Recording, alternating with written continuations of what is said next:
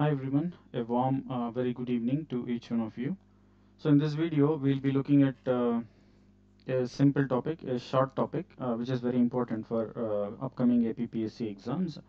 So my name is Venkatesh Pelluru. I welcome you to Safla Patashala YouTube channel. Okay. So today's topic is on AP Geography. It's a very short topic, maybe 5 to 10 minutes లోపల complete అయిపోతుంది. So eastern guards అని ఒక topic మీద మనం discuss చేయబోతున్నాం. Okay.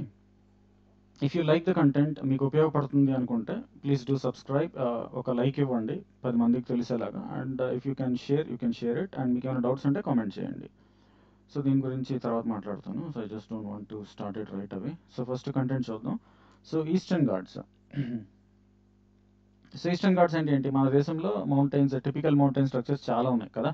So group of మౌంటైన్స్ని Western Ghats అంటాం. అటువైపు western side of the country ఉంటాయి, అంటే లైక్ వెస్టర్న్ కోస్ట్ మీదుగా ఉంటాయి. ఇక్కడ ఈస్టర్న్ కోస్ట్ మీదుగా మనకి తమిళనాడు, లైక్ ఒడిస్సా, ఆంధ్ర సైడ్ ఉన్న మౌంటైన్స్ని ఈస్టర్న్ ఘాట్స్ అంటాం కదా. అట్లాగే మీకు ఢిల్లీ, సెంట్రల్ ఇండియాలో ఉన్న వాటిని వింధ్యాచల్ హిల్స్ అని, నార్థన్ సైడ్ ఉన్న వాటిని హిమాలయాస్ అంటాం కదా. సో మనకి ఇక్కడ పెక్యులర్ టాపిక్ మనం ఈ పర్టికులర్ వీడియోకి తీసుకున్నది ఈస్టర్న్ ఘాట్స్ని తీసుకున్నాం, ఎందుకంటే ఆంధ్రప్రదేశ్లో లొకేట్ అయినాయి కాబట్టి దీని మీద 1-2 క్వశ్చన్లు అడిగే అవకాశం ఉంటుంది. Okay. So just look at the introduction. Eastern Ghats actually western Ghats లాగా కంటిన్యూగా ఉండవు అనమాట, చాలా డిస్కంటిన్యూస్గా ఉంటాయి. అంటే మీకు ఒకసారి చూస్తే అక్కడ మౌంటైన్ ఉందా లేదా అనే డౌట్ కూడా వస్తుంది, అంత ఫ్లాట్గా ఉంటాయి. తర్వాత ఒక 100 మీటర్స్ వెళ్ళగానే మీకు మళ్ళీ మౌంటైన్ లాగా కనపడుతుంది. So they are very irregular actually. Okay. So eastern Ghats are major physical features of India located on the eastern coast, అంటే throughout the eastern coast. Odisha వరకు ఉంటుంది, ఆ పైన ఉండదు అనుకోండి. ఒడిస్సా వరకు, ఒడిస్సాలో స్టార్ట్ అయ్యి తమిళనాడు వరకు ఉంటుంది అనమాట continuity. In Andhra Pradesh they are a broken chain. Not only in Andhra Pradesh, basically eastern ghats nature అదనమాట, బ్రోకెన్ చైన్ ఆఫ్ హిల్స్. అవి కంటిన్యూస్గా మౌంటైన్స్ లాగా కనపడవు. ఒక 2-3 మౌంటైన్స్ జొతగా ఉంటాయి, తర్వాత మధ్యలో మీకు గ్యాప్ వచ్చేస్తుంది, మళ్ళీ మౌంటైన్ స్టార్ట్ అవుతాయి. ఇట్లా ఉంటుంది అనమాట. అంటే hills plain area, hills plain area, ఇలా చాలా డిస్కంటిన్యూస్గా ఉండడం వల్ల ఇర్రెగ్యులర్ చైన్ ఆఫ్ మౌంటైన్స్ అని పిలుస్తాం వీటిని. బట్ ఇవి అంత ఇంపార్టెంట్ కాదా అంటే they are very very important. Especially మన ఈస్టర్న్ ఆంధ్రప్రదేశ్కి చాలా ఇంపార్టెంట్, బికాజ్ మనకి అరకు వ్యాలీ ఉంది, అక్కడ కాఫీ పండిస్తాం, ఇలాంటి చాలా. అట్లాగే మినరల్ రిసోర్సెస్ మన ఆంధ్రప్రదేశ్లో దొరికేటువంటి ఆల్మోస్ట్ అన్ని మినరల్స్ కారణం కూడా మనకి ఈస్టర్న్ ఘాట్సే కాబట్టి, though they are a broken chain of hills, they are very very important both economically and culturally. Okay. So average elevation ఎంత? ఎలివేషన్ అంటే ఏంటి? Height. Average height of eastern ghats ఎలా ఉండిద్ది అంటే, ఓవరాల్ అంటే ఇది యాక్చువల్లీ 3-4 స్టేట్స్లో స్ప్రెడ్ అయి ఉంటారు కదా. సో వేరే వేరే స్టేట్స్లో ఎలా ఉంటుంది అంటే 600 నుంచి 900 మీటర్ల మధ్య ఉంటుంది ఓవరాల్. మొత్తం ఫుల్ చైన్ ఆఫ్ మౌంటైన్స్ తీసుకుంటే తమిళనాడు నుంచి మీకు ఒడిస్సా వరకు ఉన్న టోటల్ మౌంటైన్ రేంజ్ని కన్సిడర్ చేసినప్పుడు యావరేజ్ హైట్ అనేది 600 నుంచి 900 మధ్యలో ఉంటుంది అనమాట. కానీ ఆంధ్రప్రదేశ్లో ఇవి కొంచెం ఎత్తుగా ఉంటాయి. In Andhra Pradesh actually average elevation is slightly higher, that is up to 900 to 1200 metres. దీనికి కారణం ఏంటి అంటే నార్దర్న్ పార్ట్, అంటే మన నెల్లూరు ఇటువైపు హైట్ తక్కువ ఉంటాయి. బట్ ఎప్పుడైతే మీరు నార్దర్న్ పార్ట్ కోస్టల్లో ఇంకా ముందుకు వెళ్తూ ఉంటారో, ఎప్పుడైతే లైక్ ఒడిశాకి ఎంటర్ అవడం అంటే ముందు విజయనగరం, శ్రీకాకుళం, విశాఖపట్నం ఈ ఏరియాస్లో పెద్ద పెద్ద మౌంటైన్స్ ఉంటాయి. సో ఈ పెద్ద మౌంటైన్స్ కంటిన్యూగా ఉంటాయి అనమాట, ఎక్కడ బ్రేక్స్ అనేవి చాలా తక్కువగా ఉంటాయి. సో కంటిన్యూగా పెద్ద పెద్ద మౌంటైన్స్, హైట్ ఉన్న మౌంటైన్స్ ఉండడం వల్ల యావరేజ్ ఎలివేషన్ అనేది ఆంధ్రప్రదేశ్లో కొంచెం పెరుగుతుంది ఓవరాల్ కంటే కూడా. ఓకేనా? This is the point you need to understand. And highest peaks కూడా మనకు ఆంధ్రప్రదేశ్లోనే ఉన్నాయి, టాప్ హైయెస్ట్ పీక్స్ తర్వాత డిస్కస్ చేద్దాం. ఇక్కడ ఒకటే చెప్పాను, బట్ మీకు ఒక సమ్మరీ టేబుల్ ప్రొవైడ్ చేశాను. నేను ఇక్కడ మీకు ఈ పర్టికులర్ వీడియోలో 3 టేబుల్స్ చూపిస్తాను. ఆ టేబుల్స్ 2 టేబుల్స్ చూపిస్తాను. ఆ 2 టేబుల్స్ ఇంపార్టెంట్, వాటి నుంచి మీకు కరెక్ట్గా 1 నుంచి 2 క్వశ్చన్స్ రావచ్చు. ఓకేనా? సో ఇది డైరెక్ట్గా అడిగితే అడగొచ్చు, హైయెస్ట్ పీక్ ఏంటి ఆంధ్రప్రదేశ్లో? ఆంధ్రప్రదేశ్లోనే కాదు, ఈవెన్ ఈస్టర్న్ ఘాట్స్ మొత్తం మీద చూసినా ఇదే హైయెస్ట్ పీక్. దాని పేరు జిందగడ అంటాం. Jindhagada peak, it's located in Alluri Sitaram, erstwhile Visakhapatnam. Currently it is Alluri Sitaramaraju district. Height వచ్చేసి 1690 మీటర్స్, కొన్నిట్లో 1688 ఇట్లా ఇస్తాడు, but you can consider round figure 1619 metres తీసుకోవచ్చు. దాని పేరేంటి? జిందగడ పీక్. ఏ డిస్ట్రిక్ట్లో ఉంది? అల్లూరి సీతారామరాజు డిస్ట్రిక్ట్లో ఉంది. ఓకేనా?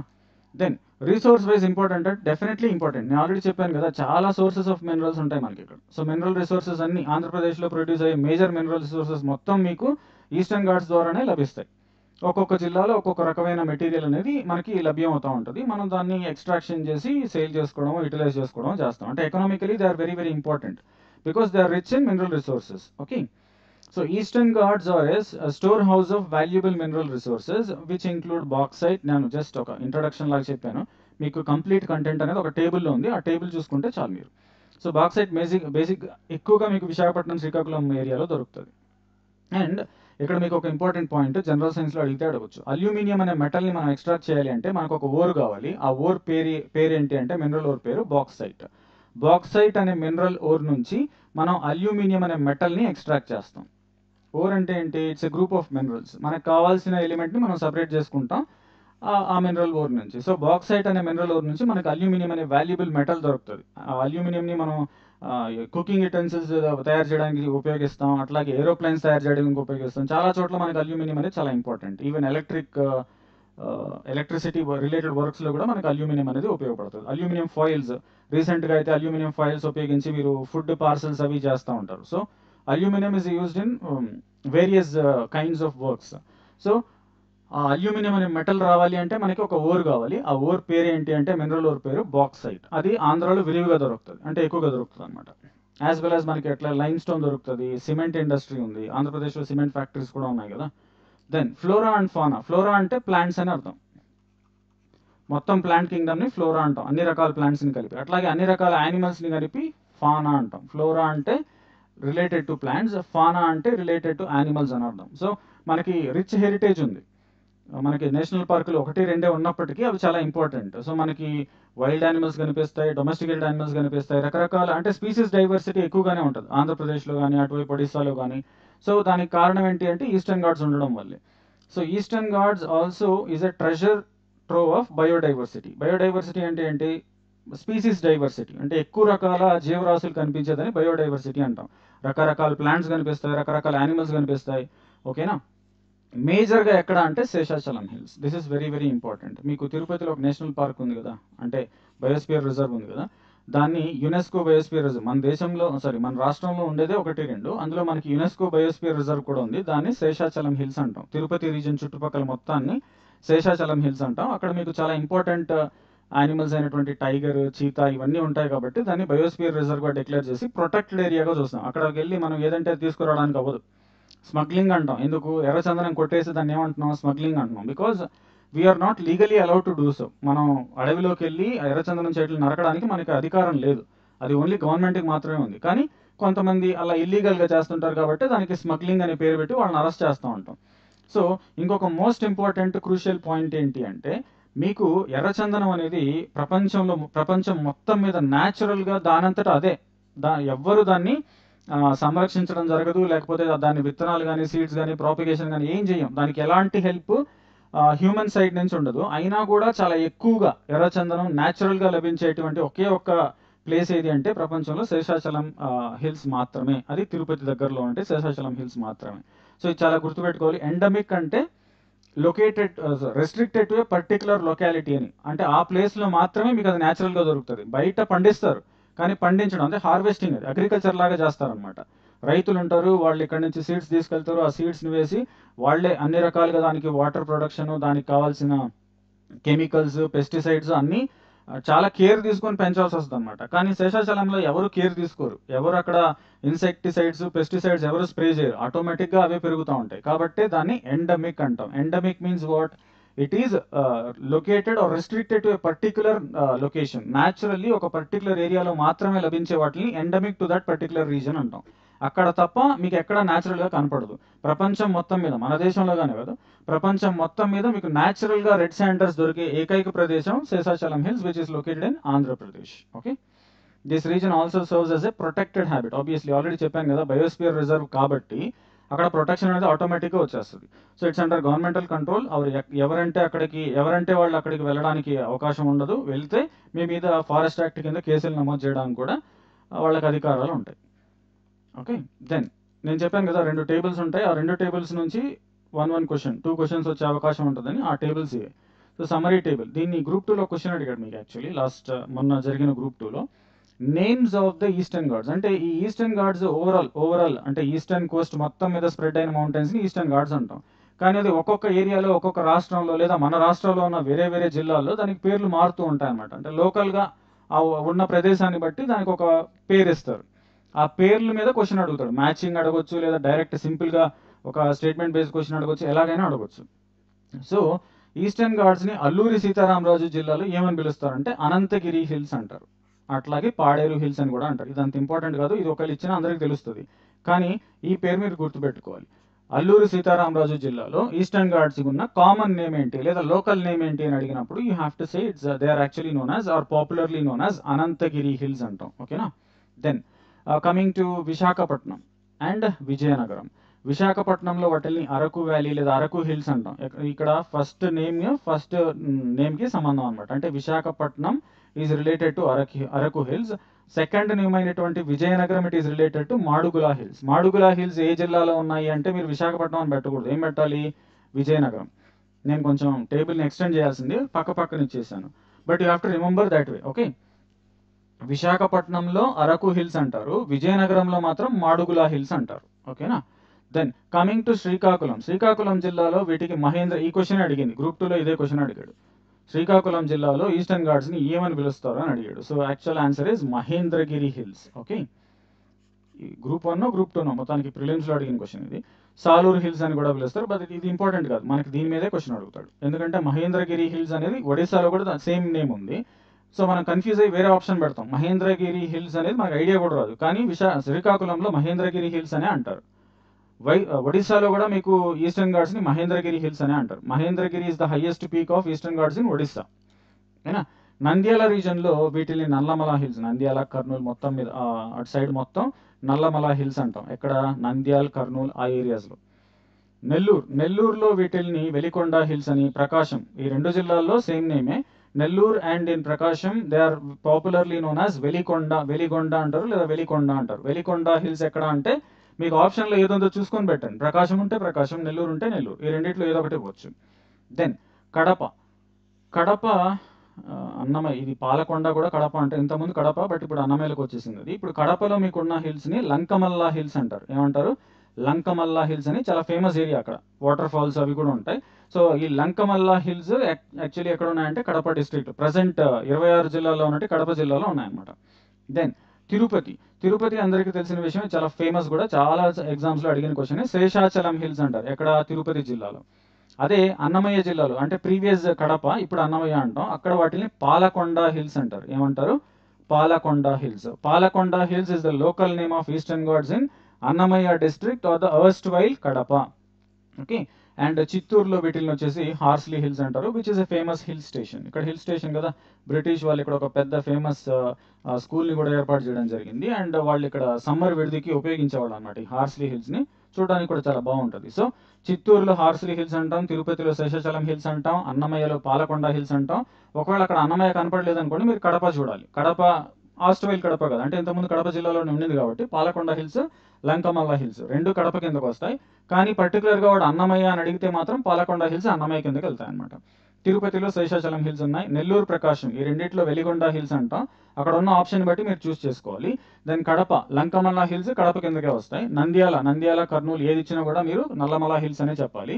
Srikakulam very very important, Mahendragiri hills అంటారు, లేదా సాలూరు హిల్స్ అని ఇచ్చినా కూడా ఈస్టర్న్ ఘాట్స్కి లోకల్ నేమ్ రెండు రకాలుగా ఉంటుంది. ఎక్కడ, శ్రీకాకుళం జిల్లాలోనే. ఒకటి మహేంద్రగిరి హిల్స్ అంటారు, ఇంకొకటి సాలూరు హిల్స్ అంటారు. అదే ఈస్టర్న్ ఘాట్స్ని విశాఖపట్నం జిల్లాలో లోకల్ నేమ్ ఏంటి అంటే అరకు హిల్స్ అని, విజయనగరంలో మాడుగులా హిల్స్ అంటాం. అలాగే అల్లూరి సీతారామరాజులో రెండు పేర్లు ఉన్నాయి, బట్ మీకు పాడేరు హిల్స్ అనేది అందరికీ కామన్గా ఐడియా ఉంటుంది. మోస్ట్ ఇంపార్టెంట్ ఏంటి అంటే Ananthagiri hills. So these are the local names of eastern Ghats in various districts of AP. Okay.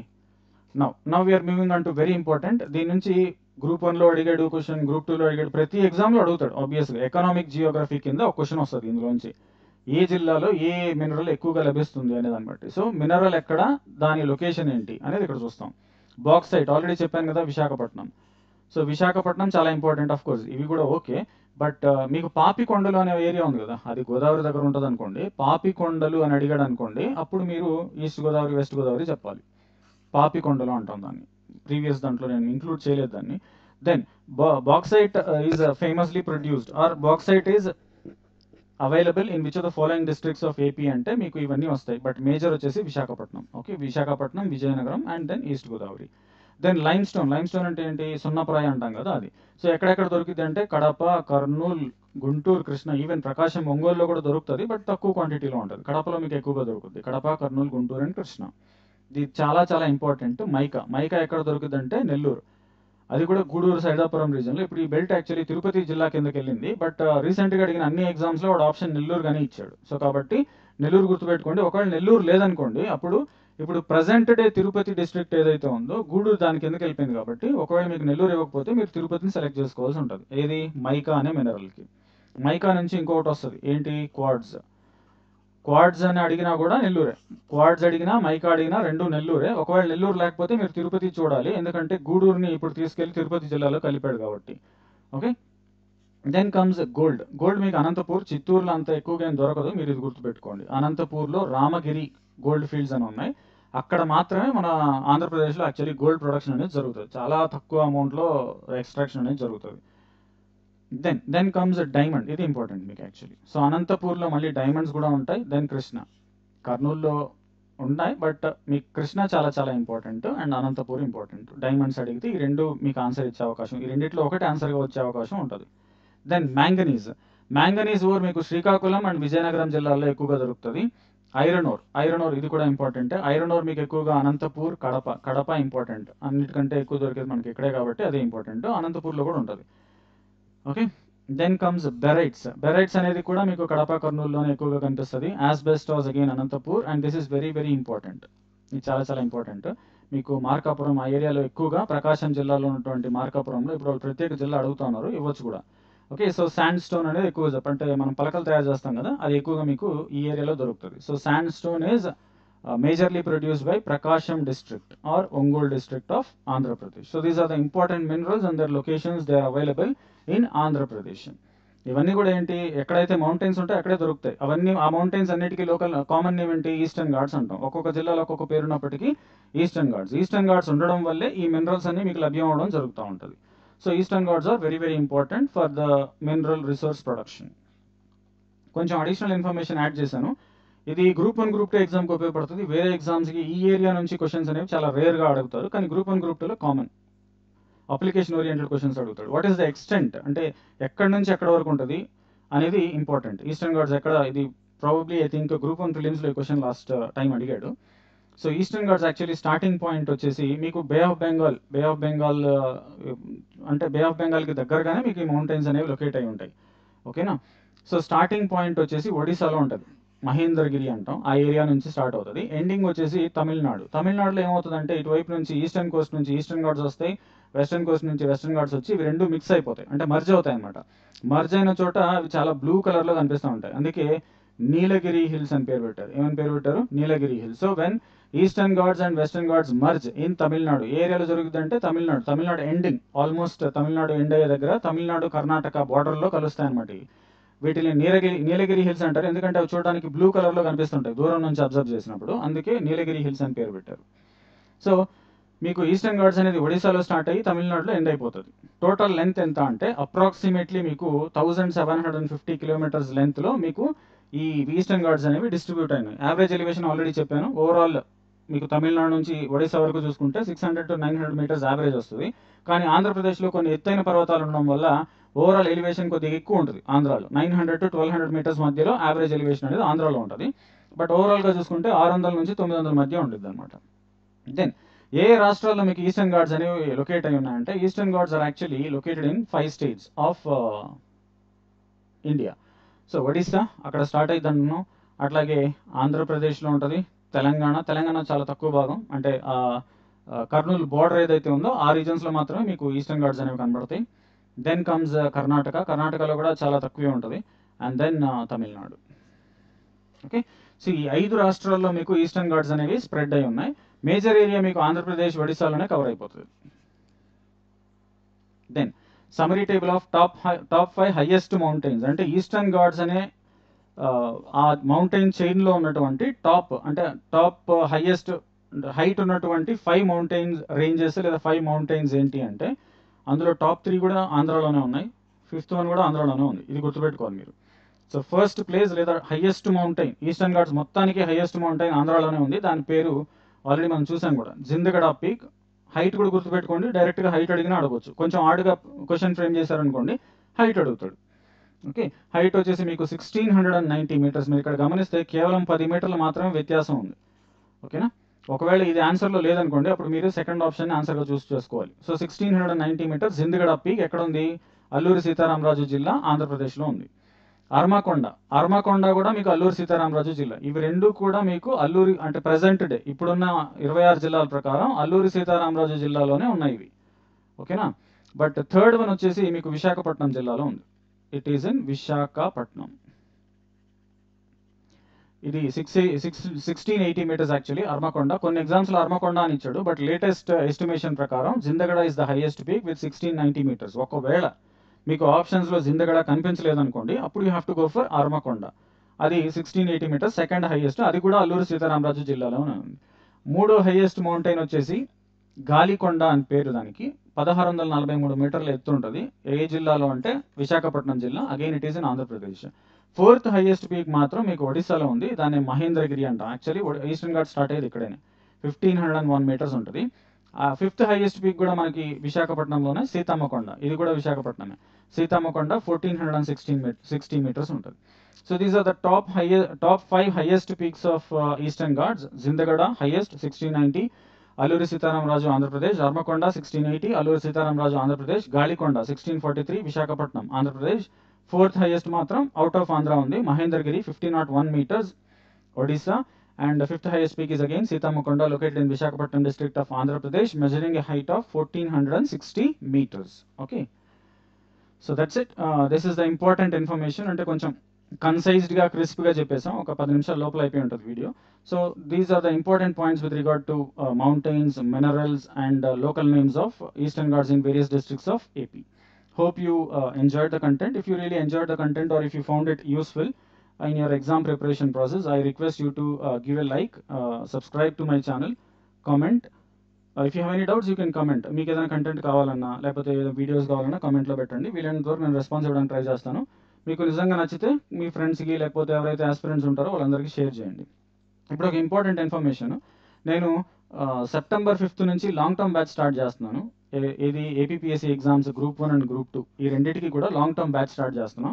Notification వచ్చాక చదివే వాళ్ళు ఎప్పుడు కూడా ఎగ్జామ్ పాస్ అవడం అనేది చాలా రేర్గా జరిగేటువంటి సంఘటన.